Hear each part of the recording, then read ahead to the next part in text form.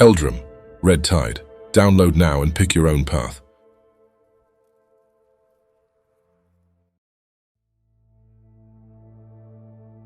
You awaken from nightmares of blood and steel. There are people around you. They are talking, but you can't make out what they are saying.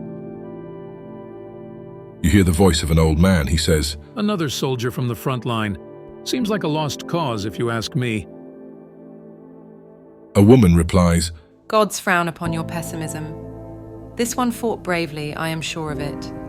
And now we must do our part." Another man replies, "Yes, we must guide the hand of fate. Let us not waste any further time." 3 hooded faces are looking down at you. They are examining your many wounds. You feel cold and numb. A robed woman replies, "Don't strain yourself, young soldier. The war is over. You have done your part. Close your eyes and be quiet. Allow us to mend your wounds." Your body is exposed and drenched in blood. 2 men and 1 woman are standing around your bed. They are wearing white robes, the monastic garb of Highland monks. There are many other wounded soldiers in the infirmary. You recognize some of them.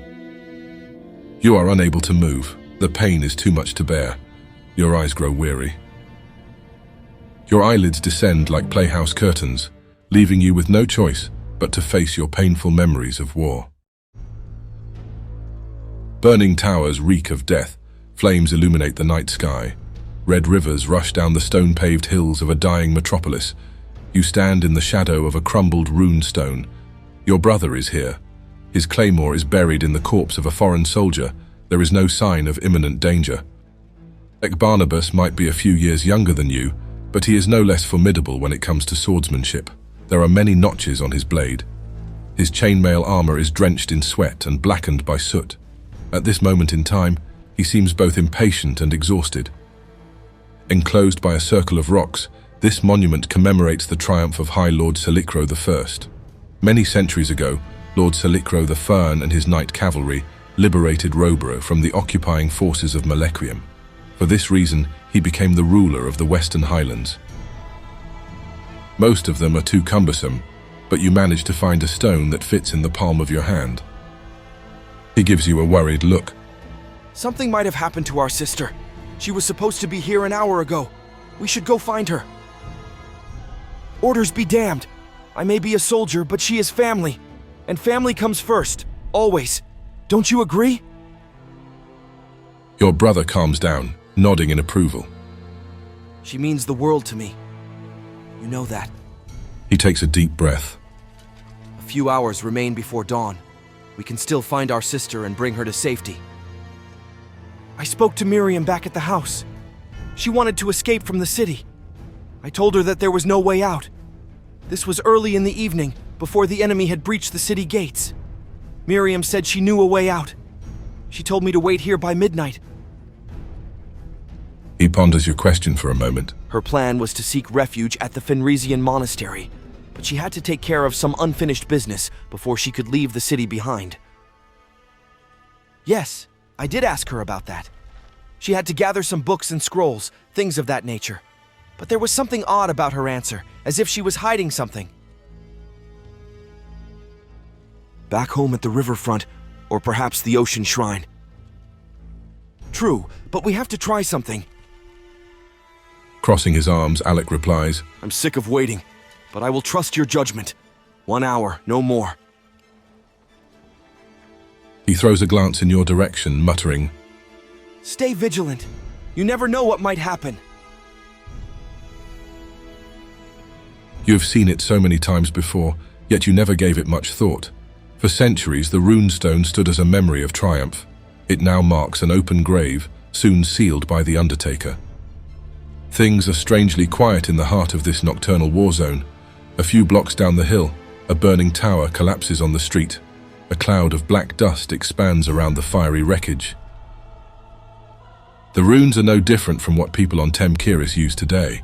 You wonder if the runestone will be the last thing left standing when the war is over. "All due respect, this is pointless. She's not going to show up." Things remain quiet for a while. Your brother grumbles to himself, pacing back and forth until the silence is broken by a sudden scream. Whoever it may be, the unseen woman is clearly suffering. Claymore in hand, your brother beckons. It came from the alley! Gasping for air, a militia soldier stumbles out from the alley, leaving a trail of blood on the street. She is unarmed. Golden braids descend below her winged helmet. Multiple arrows protrude from the back of her chainmail tunic. A foreign soldier soon emerges from the shadows behind her. A foreign archer stands on the rooftop with a burning arrow. He takes aim at the injured militia soldier on the street below. The rock hits him in the head. Hobbled and baffled, the foreign archer drops the burning arrow and takes a plunge headfirst. His neck breaks when he hits the ground. The armored giant is holding a spiked club and a red tower shield, which is adorned by the imperial emblem of the Golden Chimera. He is about to clash with your brother. Intercepting your path, a foreign soldier steps out from the ruinous building near the alley. Clad in black leather armor from head to toe, he wields an iron flail. The heavy chain rattles when the spiked ball spins.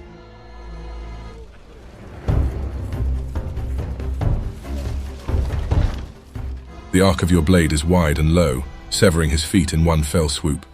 The squirming soldier screams on the ground as he bleeds out from the stumps.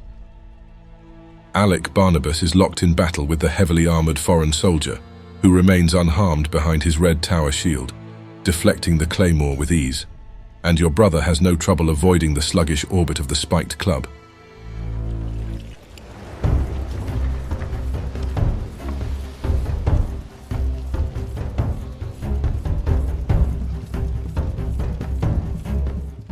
Your fearsome blade decapitates the armored giant.